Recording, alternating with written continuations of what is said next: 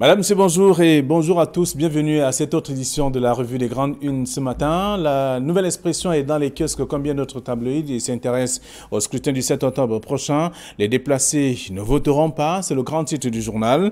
Et en parcourant l'article ce matin, vous aurez l'occasion de découvrir ce que le journal propose, c'est-à-dire selon Eno Abraham le vote de cette partie de la population ne pourra se faire que si les partis politiques organisent le déplacement des électeurs. C'est ce que dit le journal en page 9. Le journal parle également des synergies des forces vers une coalition. Kamto, Mouna et Matomba, c'est une question, mais avec les consultations des trois leaders politiques qui pourraient donc bientôt déboucher sur un accord aussi intéressant, selon le journal en page 7. Le même journal parle également des campagnes électorales. Kamtome Bafoussam en transe, un gigantesque meeting du candidat du mouvement pour la renaissance du Cameroun a bouclé donc une journée surchauffée dans la capitale régionale de l'Ouest Cameroun. Et on parle également de la Fédération camerounaise de football dans le numéro de ce matin. 6 textes pour la nouvelle institution, l'Assemblée générale extraordinaire, adoptée bien entendu, d'adoption et des statuts aura finalement lieu le 10 octobre 2018 et sera le rendez-vous par excellence des acteurs du football camerounais pour définir la nouvelle armature juridico-sportive du Cameroun dans le cadre de cette institution, la Fédération camerounaise de football. Le journal parle également des élections avec un comité pour centraliser les résultats. La coordination nationale du comité pour la transparence a donné donc un point de presse à Douala sur une plateforme de gestion et bien entendu de participation en termes réels, en temps réel également des résultats et bien sûr des chiffres de participation aux élections pour dire qu'il y a notamment tout le Camerounais peut être scrutateur d'un jour, ce jour-là carrément, de 7, pour avoir également des informations et en temps réel et donner également les résultats à cette plateforme qui va gérer la suite des affaires et donner les résultats également au lendemain, quelques minutes après, notamment la fermeture des bureaux de vote. C'est ce qu'on dit dans le journal La Nouvelle Expression de ce matin. Le journal Info Matin qui est dans les kiosques parle de l'Union Infoumou. Bekolo Mban met Paul Biya en haut, le vice-président de la commission départementale de campagne pour le candidat du RDPC était donc hier à Mingan. Il préfère plutôt rester dans sa case sacrée en train de se faire des incantations avec une image, une caricature qui vous permet de découvrir un peu ce que pense le journal sur cette question avec donc un geste d'humour aussi à lire dans le numéro de ce matin. Voilà ce que la presse nous propose. Camille, bonjour. Bonjour. Bonjour téléspectateurs d'Equinox Télévision. Bienvenue. Vous allez, en tout cas avec également les lecteurs aussi qui auront l'occasion d'aller dans les kiosques ce matin, parcourir et lire la presse et commenter à leur manière, chacun à sa manière bien entendu. Et parlant du scrutin du 7 octobre, dans la Nouvelle Expression, les déplacés ne voteront pas, c'est ce que dit le journal.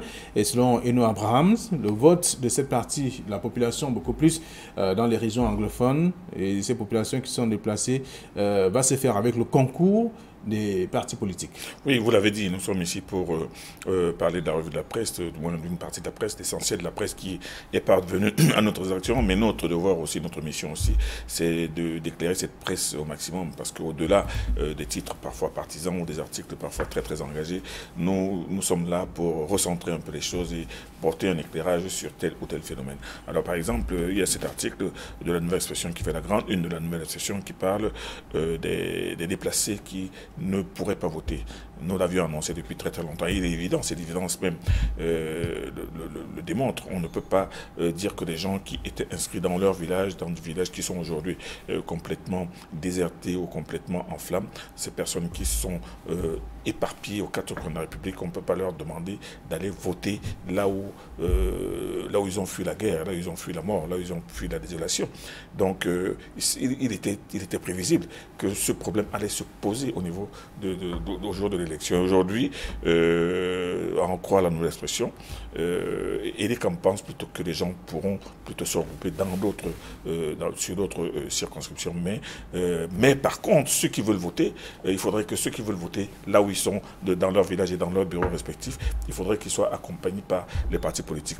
Une mesure tout simplement curieuse, mais une mesure qui dit tout du désarroi aujourd'hui de l'organe chargé d'organisation de l'élection, parce que effectivement effectivement le vote la prise en compte du vote des électeurs du sud-ouest et du nord-ouest est absolument problématique aujourd'hui.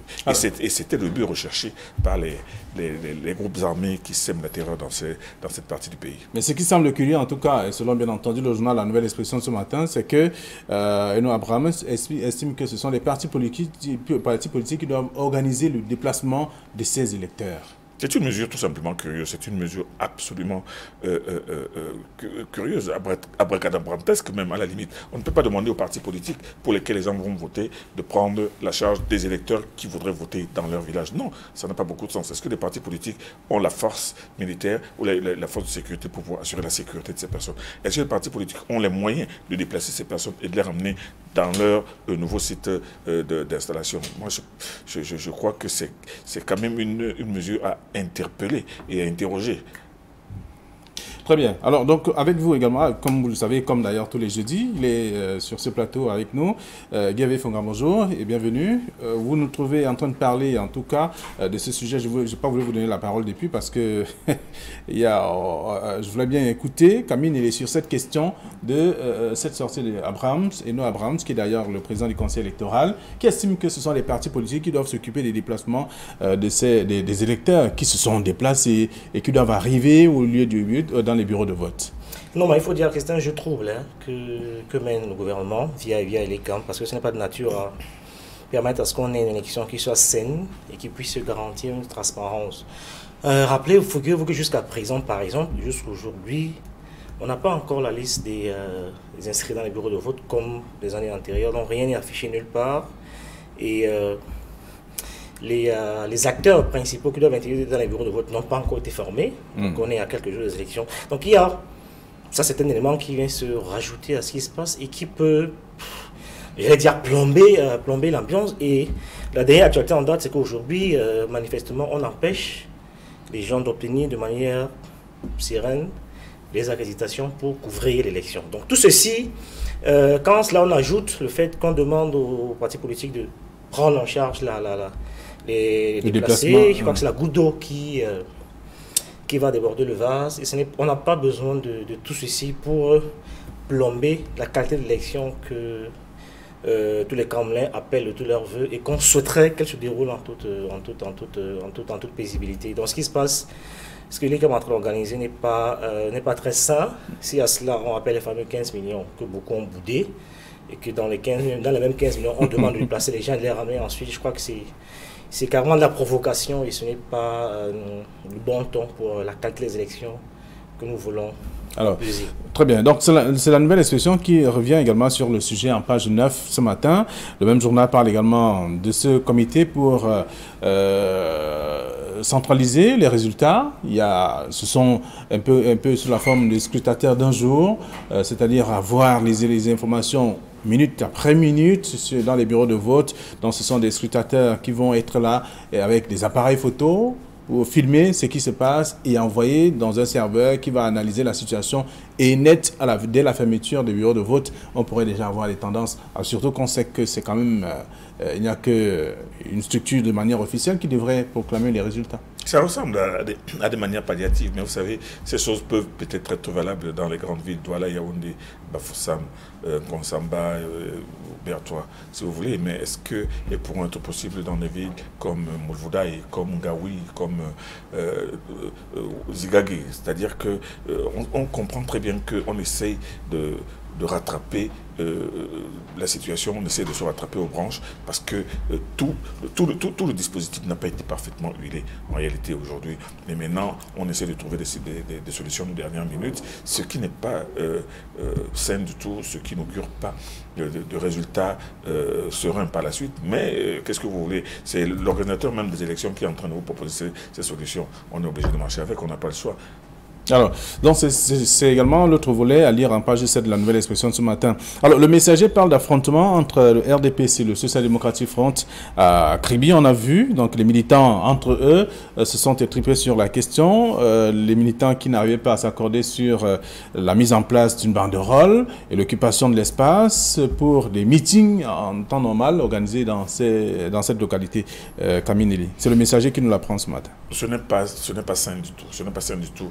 Une campagne électorale, c'est pas la guerre. Une campagne électorale, c'est pas une question de où est passé le code de bonne conduite? Effectivement, où est passé le code, mais surtout où est passé le vivre ensemble, ce fameux vivre ensemble que l'on prend tant au Cameroun depuis quelques temps et où on demande aux autres, aux uns et aux autres, de pouvoir respecter les idées des autres, de respecter les choix des uns et des autres et que les choses se passent de la manière la plus saine possible. Et il faut dire que ce qui se passe aujourd'hui, ce qui vient de se passer à Kribi, reflète un peu ce qui se passe dans les réseaux sociaux où les gens passent leur temps à s'insulter, à s'injurier, à couvrir les autres d'opprobre et de poncifs. Non, ce n'est pas bon du tout. Il faut que les gens qui ont porté leur dévolu sur un candidat qui l'assume, mais qui laisse aussi les autres s'exprimer. C'est ça la démocratie, c'est ça le libre choix. Hein. Mais bon, quand on constate que du côté de Kribi, il y a des gens qui ne voulaient pas que d'autres, des partisans d'un parti politique, ne voulaient pas que d'autres soient à côté ou posent leur banderole par-ci par-là, ce n'est pas sain du tout. Et ce n'est pas de bon augure. Voilà. Alors, le code de bonne conduite a disparu? Non, enfin j'en rigole parce que je suis pas de même avis que doyen. Pour moi, c'est plutôt une expression de la vitalité de notre démocratie. C'est un élan, un enthousiasme que les uns et les autres expriment. Bon, peut-être maladroitement, mais il faut aussi comprendre ça comme ça. Vous voyez, ça enfin, la violence positive que vous observez sur les réseaux sociaux, elle se déporte très souvent sur le terrain. Si vous êtes dans les forums WhatsApp ces jours-ci, vous voyez l'énergie avec laquelle chacun défend son candidat dans les différents forums WhatsApp. Vous allez comprendre que il y a une sorte d'intérêt pour la chose politique qui a félicité cette année qu'on n'avait pas vu les années antérieures. Donc, on peut vous ne perdez pas de vue qu'après le scrutin, la vie va continuer. Absolument, absolument. Mais sauf que c'est quand même, je dis que c'est appréciable de voir l'énergie que les gens mettent pour défendre chacun son candidat dans les différents forums. WhatsApp et sur Facebook. C'était assez rare, donc c'est assez inédit pour ne pas être souligné d'un marqueur, d'un trait fort. Et on peut seulement regretter que cette attitude se déporte sur du virtuel au réel, où les gens arrivent à s'en prendre main parce qu'ils veulent défendre leur candidat. Ce n'est plus l'énergie positive. Oui, donc là, ça devient négatif. On a vu les gens enlever les affiches des autres, on a vu pour le MRC, on a vu pour quelques autres partis, et RDPC notamment. Et donc, c'est regrettable, mais ils confondent les diatribes qu'ils ont sur Internet, ils les dépensent sur le terrain, et c'est regrettable. Moi, je crois que c'est sur le même trajet, par exemple, où j'ai vu le cortège de Cabral a été obligé de s'arrêter un moment, pendant très longtemps, pour laisser passer celui du RDPC. Donc, il y a des attitudes comme celle-là qui démontrent je ne vais pas dire de la maturité de notre électorat, mais qui simplement traduit l'engouement et l'intérêt que les gens ont de plus en plus pour la chose politique, contrairement à ce qu'on pense. Mais c'est bien d'avoir tant d'énergie, mais il faut savoir raison garder et de ne pas avoir un déploiement qui soit contre-productif pour son propre candidat. Très bien. C'est le messager qui nous l'apprend, affrontement entre le RDPC et le Social Democratic Front à Kribi, donc les militants du parti au pouvoir qui voulaient empêcher le meeting de Joshua aussi dans cette partie du pays. Il y a cette énergie dont parle Guy avait Fongan. Positive ou négative? Celle-là, lui-même a reconnu qu'elle est négative parce que quand elle se déporte sur le terrain avec des gens qui sont qui s'étristent. Parce que c'est très violent sur Internet. Hein. Justement. Non, mais sur Internet même, c'est la guerre tout simplement. C'est la guerre tout simplement et moi je dis que c'est tout simplement indécent. C'est pour ça que moi j'ai même de la difficulté à lire Internet. C'est-à-dire qu'il y a des posts que je commence à lire et tout de suite je passe parce que c'est tellement violent, c'est tellement incongru, c'est tellement invivable que non, on ne peut pas valider ça. Mais moi ce que je voulais dire, c'est certainement pour cela que Cameroun Tribune a mis, certainement commence à mettre les uns et les autres en garde contre d'éventuels troubles post-électoraux. Parce qu'il faut commencer à préparer les gens, parce qu'il y en a plein qui se disent que en cas de non-victoire de leur candidat, il peut y avoir des débordements. Et c'est pour empêcher, parce que ce genre de débordement qui commence là aujourd'hui, alors qu'on en est encore au niveau des meetings, si on laisse les choses passer, après l'élection, on va se retrouver avec de possibles cris d'orfraie du genre victoire volée, tout le reste, et les gens vont commencer à descendre. Moi, je pense que nous sommes dans une démocratie.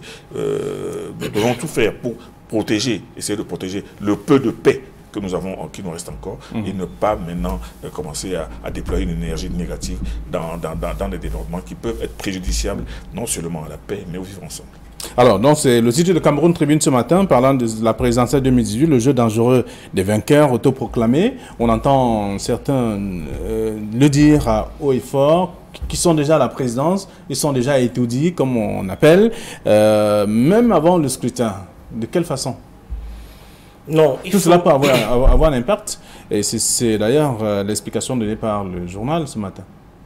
Il faut craindre pour l'après 7 octobre. Et moi, ça me rappelle simplement la dernière sortie des imams qui appelaient à une certaine paix, à une certaine accalmie, à une certaine sérénité après le 7 octobre. Donc, toutes les prières qui ont été faites jusqu'aujourd'hui, que ce soit dans les églises traditionnelles, et même réveillées, et dans les mosquées, il y avait une sorte de convergence de point de vue appelant à une certaine accalmie, à une certaine paix, le retour de la paix après le 7 octobre, qui n'y ait pas de débordement. Je ne sais pas s'ils ont un de l'Esprit Saint ou alors ils communiquent avec les anges, mais je veux dire que c'est ces homélies qui la plupart du temps donnaient froid dans le dos, à croire que ces gens, ils craignent quelque chose. Et quand vous regardez le déploiement, tous les candidats sur le terrain, quand vous écoutez les éléments de langage que les gens débitent, enfin, du moins que les gens expriment au quotidien, tous se comportent comme si au lendemain du 7 octobre, ils seront élus. Ce qui est de bonne guerre, évidemment. On ne fait pas une élection pour la paix. Donc, quand vous regardez tous les éléments de langage, même le dispositif qui est déployé sur le terrain, et même quand leurs différentes prises de parole, chacun dans sa posture est certain d'être élu au lendemain du 7 octobre. Et c'est un peu... Et maintenant, vous avez un autre élément à rajouter au dispositif. Il y a une sorte d'amour pour les stars. Donc il y a une sorte de conquête, tout le monde veut aller, chacun veut faire son stade si calme, chacun veut faire une démonstration de force, etc. pour démontrer qu'on est capable de rassembler les foules. Et les mêmes diront demain qu'il n'est pas possible qu'on ait drainé autant de monde dans les différents stades. Il n'est pas être élu. Et avoir obtenu le score qu'on a obtenu. Donc vous avez une sorte, depuis le stade si calme, chacun veut faire son stade, chacun veut faire foule, même ceux qui au début avait estimé qu'il ferait du porte-à-porte, qu'il rencontrait les gens par groupe organisé trans, ont été obligés de revisiter leur stratégie en cours de route parce que chacun veut faire son staticam. Et faire voir aux yeux du monde sa capacité de nuisance et sa démonstration de force. Et c'est très inquiétant. D'aucuns, j'ai suivi, il y a d'aucuns qui annoncent, qui en pleine meeting se bombaient le torse en se présentant comme les enfants de la Révolution. Donc, on a vu quelques effigies comme cela, les enfants de la Révolution. J'espère que ce n'est pas un lapsus qui est révélateur et que les uns et les autres sauront accepter le verdict des urnes et qu'il n'y aura pas de débordement. Et c'est la raison pour laquelle Cameroun Tribune titre ce matin le jeu dangereux des vainqueurs autoproclamés. Et lorsque vous avez fini de dire ça, il y a Signature qui fait savoir que pendant la campagne ou les grands meetings, plus de spectateurs que d'électeurs que l'on retrouve dans à ces endroits. Effectivement, pour rejoindre la fin de l'argumentation de Guy Fongang qui dit que chacun fait sa démonstration de force pour dire que je ne peux pas avoir mobilisé autant de personnes et que je puisse perdre. Non, en réalité, Signature pose le doigt là où il fallait. Est-ce que toutes ces personnes qui se retrouvent sur les places des meetings sont autant d'électeurs? Il y en a plein qui ne sont pas inscrits sur les listes électorales. Bon, donc, on ne peut pas se dire que toutes ces personnes qui grenouillent autour des candidats le jour des meetings, toutes ces personnes voteront. Non, le problème est là. Mais je pense que nous sommes en période électorale, nous sommes en période de campagne électorale et une campagne électorale d'un genre encore jamais connu au Cameroun, parce qu'il faut dire que cette campagne 2018 dépasse de très loin toutes celles qui sont passées et c'est pour ça qu'on est surpris de rencontrer un tel engouement, un tel déploiement de personnes, une telle mobilisation. Et d'ailleurs, il y a un journal qui a parlé de Bafoussam qui est tombé en transe. La nouvelle expression, bien entendu, parlant de Kamto qui met Bafoussam en transe. Voilà, le meeting de Kamto en transe, pendant que l'autre parle de la ville je crois, de Kribi. De Kribi, Cabral Libi aussi, qui a réédité le coup du Stade Sikam. Non, nous sommes en période de campagne électorale, mais il faudrait tout simplement que les uns et les autres, que personne n'oublie que nous sommes là. Ce n'est pas une guerre, mais c'est une compétition, c'est un jeu. Un jeu, certes, qui est crucial pour le développement de notre pays, pour l'avenir de notre pays, mais c'est un jeu qui ne doit en aucun cas déboucher sur les troubles sociaux.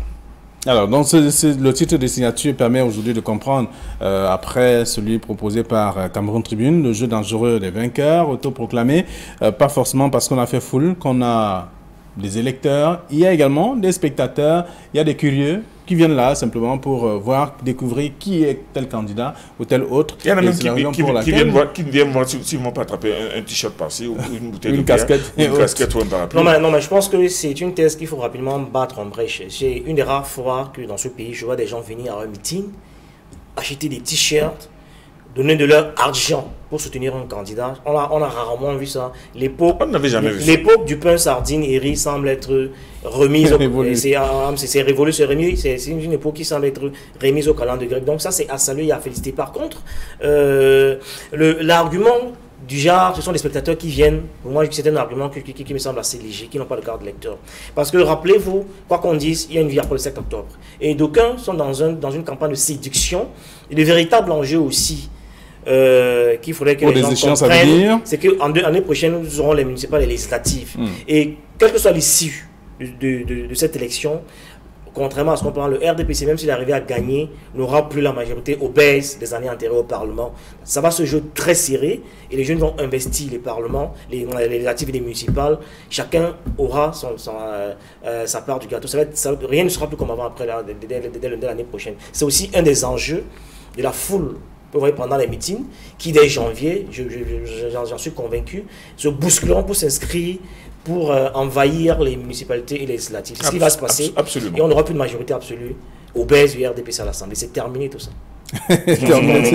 Allez, vous parlez comme quelqu'un. Alors, c'est terminé tout ça. Donc, Abra Libi qui crée l'événement à Kribi et Maurice Kamto qui met Bafoussam en transe. C'est ce qu'on lit également dans le journal La Nouvelle Expression ce matin, en page 6. Et le journal Le Popoli parle de campagne du candidat Biya. Incertitude donc sur les étapes de Bouya et de Kribi. Le journal, dans une caricature que vous découvrez d'ailleurs sur la une du journal, fait savoir qu'il a préféré faire ses incantations dans sa case secrète. Ça, c'est le style du Popoli, un style qu'on reconnaît bien. Mais vous savez très bien que nous avions dit ici, nous avions pronostiqué que certainement que l'étape de Maroua serait la seule où le chef de l'État parlerait aux populations. Et aujourd'hui, on est déjà jeudi. Demain, c'est vendredi. Est-ce qu'il pourra se rendre à Bouya demain, jeudi, et alors que la campagne s'arrête samedi? Non. Des informations de plus en plus crédibles font état de ce que les arrêts prévus pour Douala et Bouya ne sont plus à l'ordre du jour et que, bon, bien entendu, ce sont des émissaires et les envoyés du RDPC qui vont continuer le boulot que le candidat sortant a commencé à Maroua. Mais toujours est-il que quand Popoli présente cette caricature, on sait ce que ça veut dire. On sait dire qu'il est là, il est en train d'agiter les grimba et les fétiches pour être le plus fort. Mais c'est lui seul qui sait pourquoi. Et c'est son état-major de campagne qui sait pourquoi il ne se rendra pas à Bouya alors qu'il était... D'abord, c'était les étapes annoncées par qui? Non, je veux dire que c'est très caricatural et c'est très inconfortable. Moi, je me suis laissé dire que le président a une étape de Bouya parce qu'il devait recevoir le président de la CAF, Ahmad, qui je continue de croire que le bon sens est encore la chose du monde la mieux partagée. Donc, entre descendre sur Bouya et recevoir Ahmad, je pense qu'il a opté pour le choix de la raison et je suis de ceux qui pensent que c'était un grand coup qu'il a marqué en recevant Ahmad au palais. C'était personne n'a vu venir ça, personne n'en attendait. Ceux qui ont regardé Equinox quand même depuis hier, on voit quand même qu'il y a un mouvement, il y a des travaux qui sont engagés à Bouya, la tribune qui est c'est l'occasion ici pour moi d'exprimer mon inconfort. Je ne sais pas la levée de bois vert qu'il y a contre Samuel, qui, de mon point de vue, est resté cohérent et constant vis-à-vis de lui-même. C'est le même qui, à la veille de la Coupe du Monde du Brésil, souvenez-vous, a refusé de prendre le drapeau parce qu'il exprimait un mécontentement. Les primes de ses copines n'avaient pas été payées. Donc, elle a refusé de prendre le drapeau parce qu'il n'était pas content. Il a estimé que ce n'était pas normal qu'il aille prendre le drapeau alors que les gars ne sont pas contents. Aujourd'hui, les mêmes gens qui avaient à l'époque tiré sur Samuel, parce qu'on estimait qu'il est irrespectueux, il est antipatriote, etc. Aujourd'hui, moi je pense que c'est voilà un jeune homme qui a pris ses responsabilités. Il estime que cette canne, on en a besoin. Il a mouillé le maillot pour qu'on l'obtienne et qu'il ait à la fin décliné son choix. Pour moi, on a vu les Jay-Z, soutenir Obama aux États-Unis sans que ça n'ait fait de mal à personne. Donc, à mon sens, il est resté cohérent. Chacun est libre de soutenir, de faire son choix. Ça, il faut déjà le rappeler. Sur la question de l'Africa Foot, on allait en venir. Je pense qu'il avait raison de parler à Boya pour de décaler. Je veux dire qu'il aurait pu recevoir et quand même la visite à plus tard. Mais c'est ça que je voulais dire. Vous ne faut pas me dire qu'Amad était beaucoup plus important. Personne ne vous n'a le calendrier du chef de l'État. À une autre date. Personne n'a le calendrier. Personne ne vous a le calendrier du chef de l'État. Il peut aller aujourd'hui, il peut aller demain, ça dépend de lui. Mais ce que moi je voulais dire, Flavien Valo, c'est que l'étape de Boya aurait été très importante. Très importante. Bamenda aussi d'ailleurs. Brio Bamenda, il aurait été vraiment très important et très productif que le président de la République s'y rende. Malheureusement, vous me parlez de calendrier, vous me parlez de priorité. Amad Abba n'est pas plus prioritaire que la campagne du président de la République, là où les gens l'attendaient. Donc, vous savez que le sport et la politique ont toujours eu des rapports incestueux. Nous sommes d'accord. Et la perte de cette CAN aurait été un coup de massue, même pour les candidats qui aspirent. Il n'y a toujours pas de garantie. Il n'y a toujours pas de garantie pour voir parce qu'il est arrivé. C'est pas une garantie. C'est pas une assurance. C'est un comité qui va. La pression est moins grave. Oui, mais c'est un comité qui va décider. C'est pas Amad. On voit plus clair désormais. Voilà. Donc le Popoli est resté. Vous nous avez baladé. En tout cas, vous êtes parti vous avez laissé le sujet de Popoli. Non, pas du tout. Pour nous amener au sujet de la CAN et autres. Bon, c'est pas mauvais de toute façon. C'est votre lecture. Et j'ai dit qu'il recevait le président de la CAN. Donc, je suis dans le sujet. La raison pour laquelle il est resté faire des incantations. Donc, alors, là, on parle bien entendu de la Fédération camerounaise de football avec les 6 textes pour la nouvelle institution. C'est ce que dit le journal, que l'Assemblée générale extraordinaire, l'adoption des textes, les statuts en tout cas, aura lieu le 10 octobre prochain. Ça fait quand même 5 ans que le Cameroun n'a pas de fédération de football. C'est vraiment incroyable, c'est incongru. On va de comité de normalisation en comité de normalisation. Il faut bien que ça avance un peu. Vous voyez très bien que entre la dernière Coupe d'Afrique des Nations et la dernière Coupe du Monde et celle d'aujourd'hui et la Coupe qui va se jouer en 2019, il n'y a toujours pas de fédération. Quel est ce pays donc qui se présente, qui est autant capé que le Cameroun, qui n'arrive pas à organiser son propre football à l'intérieur? Non, si ça avance, il faut vraiment que ça avance vite et qu'on sorte des comités de normalisation et qu'on se retrouve dans le cadre normal des fédérations comme tous les pays du monde. Non, il n'y a aucun mérite à être de manière éternelle sous normalisation. C'est une preuve de l'échec et de l'incapacité du régime à mettre sur pied une vraie politique sportive. Et c'est très dommage. Donc c'est un éternel recommencement ici. Et sur ce point de vue-là, on peut estimer que la politique sportive, du moins en rapport au football, c'est un véritable échec, simplement parce que tout est encore concentré au niveau de l'exécutif qui tire les ficelles et qui contrôle encore la FECAFOOT. Et vous voyez que on est obligé de revenir encore à la politique qui entretient avec le sport, notamment le football, des rapports incestueux. Quoi qu'on dise, quoi qu'on fera à la FECAFOOT, il faut bien que Yaoundé au finish décide et valide ce qui aura été dit et fait là-bas. Et observer, quand on est en train de reprendre tous les ans la normalisation, veut dire simplement qu'on a un pouvoir, un régime qui au moins à ce niveau-là a lamentalement échoué. C'est une catastrophe. Au moins à ce niveau? Oui, c'est vraiment aucun mérite à être en permanent sous normalisation. C'est la preuve d'un échec. Très bien. C'est en page 11 de la nouvelle expression de ce matin. Alors, autre chose, c'est Mutation qui nous propose, parlant du livre de science à scandale, vous vous souvenez. Donc, 9 pages retirées donc, en catimini. C'est la victoire de la presse, c'est la victoire du tollé général, c'est la victoire de la raison, malgré le sophisme de certains pseudo-intellectuels qui nous ont fait croire que non, écoutez, les enfants aujourd'hui, il faut que... Non, écoutez, il faut tout de même maintenir l'hygiène mentale des enfants et ne pas les précipiter tout de suite dans des choses qui ne sont pas encore de leur âge. Même si ces choses sont visibles à leurs yeux, mais ce n'est pas encore de leur âge. Il faut prendre du temps et du tact. Bon, il y a une vidéo qui circule sur Internet avec un enfant de 4 ou 5 ans qui demande à sa mère, maman, qu'est-ce qu'un cunilingus? Mais c'est la mère qui sursaute. Elle est embarrassée, elle lui dit non, c'est un nuage, donc, mais il faut en parler à personne. Et tout de suite, la vie d'après, il demande à son père, papa, oh, ils sont en train de regarder le ciel, oh papa, regarde un gros cunilingus. Et son père lui dit que, Où est-ce que tu as appris ça? Où est-ce que tu es prêt? Maman dit que c'est un gros nuage et qu'il ne faut pas en parler. Non, ça fait rire, mais seulement cette histoire de ces leçons de sexualité aux enfants de 5e, il y a eu une réaction tout de suite. On a arraché les pages. Bon, on ne sait pas exactement comment ça va continuer, quelle sera la suite de cela, mais toujours est-il que pour le moment, on n'en veut pas et les autorités, les responsables de l'enseignement secondaire ont pris la décision d'attendre. Alors, le gouvernement a frappé, en tout cas. J'ai envie de dire APN. APN, et je suis très heureux parce que nous sommes les premiers sur Afrique Informe à avoir annoncé que le Premier ministre avait instruit le retrait de ce livre-programme. Et personne ne nous a suivis. Je dis bien, personne ne nous a suivis. C'est ceux qui nous écoutent aujourd'hui, qui nous regardent, peuvent aller sur Internet, taper Afrique Informe, livre scolaire, et verront que nous avons été les premiers à l'annoncer parce que nous avons eu l'info très tôt de la primature d'une de nos sources.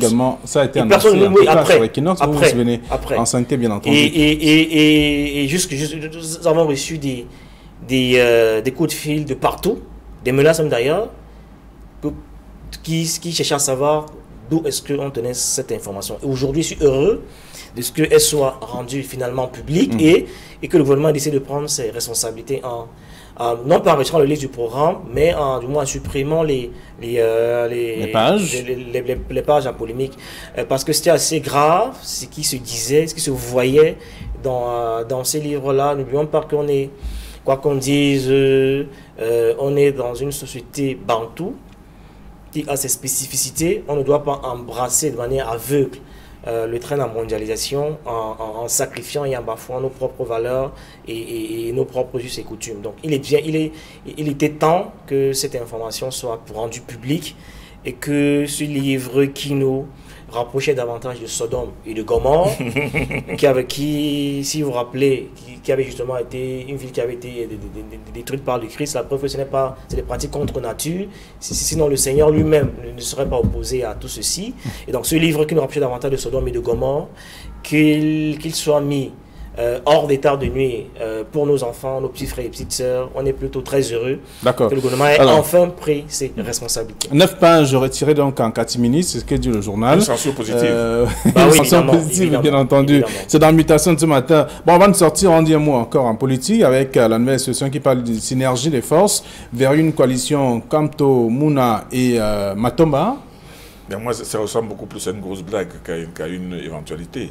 Il est vrai que on avait parlé d'une coalition, mais parmi les 8 candidats désireux, du moins qui ne tournaient pas le dos à l'idée d'une coalition, on se demandait bien quel est le candidat qui allait accepter de s'effacer au bénéfice de l'un ou de l'autre. Bon, aujourd'hui, à 3 jours de l'élection, on parle d'une coalition entre Akere Mouna, Serge Espoir Matomba et Maurice Kamto. Est-ce possible? Et maintenant, cette coalition qui sera à la tête des fils, et maintenant, les candidats de Matomba qui ne comptaient que sur Matomba, accepteront-ils le choix de Matomba de s'effacer derrière Akere Mouna ou derrière Kamto? C'est des questions qui font que, moi je pense que ce titre ressemble beaucoup plus à un canular qu'à une... Est-ce que c'est un jeu de la presse ou simplement que c'est entre partis politiques, ça sort de... comme qui dirait, c'est chacun qui veut... tester le public, Non, c'est un nivellement vers le bas. Parce qu'il faut que les journalistes apprennent à être plus professionnels et apprennent à bien faire leur boulot. Et ne pas prendre pour argent comptant tout ce qu'on lit sur Internet, où on peut mettre tout et n'importe quoi. Il faut rapidement évacuer ce débat, parce que le pur de Matoma a été clair. Ils ne se reconnaissent même pas dans ce qui se dit par rapport à cette coalition-là. C'est des élucubrations qui ont cours sur Internet, qui n'ont rien à voir avec la réalité. Ça ressemble exactement aux mêmes élucubrations qu'il y avait il y a quelques jours, quand on avait dit que les CAM a interdit les téléphones portables dans les bureaux de vote, alors qu'il n'en était rien. Donc cette coalition, aujourd'hui, ça se dit sur Internet et c'est véritable, ce n'est pas vrai. Et vous me donnez l'occasion, j'ai demandé à réussir à la tentation, il sera la dernière émission avant l'élection du 7 octobre, pour indiquer que, pour féliciter et saluer le saut qualitatif qui est fait par par la rédaction centrale d'Equinox à travers tout 2018. Hier, j'ai observé une émission de très haute qualité, il faut le dire, ça, c'est l'occasion de le dire ici, entre Pene Koka et Célestin Bidigui, ça volait très haut. Donc vraiment, j'ai envie de dire que bravo à la rédaction centrale et à la direction des programmes pour ce grand moment de télévision. C'était, je crois que c'est dans le s'il fallait faire un top 5 depuis l'ouverture de cette campagne. C'est une des rares fois vraiment qu'on a assisté hier un grand moment de télévision. Donc bravo pour ce saut qualitatif et félicitations encore. Alors je vous verrai en tout cas. Merci. Merci d'être venu sur ce plateau. Nous laissons le soin au lecteur d'aller lire ce que la presse propose ou concernant des sujets traités par ces différents tabloïds. Merci à vous Camille, merci également à Hervé. Demain ce sera la dernière de la semaine avant le scrutin du 7 octobre. Bonne journée à tous.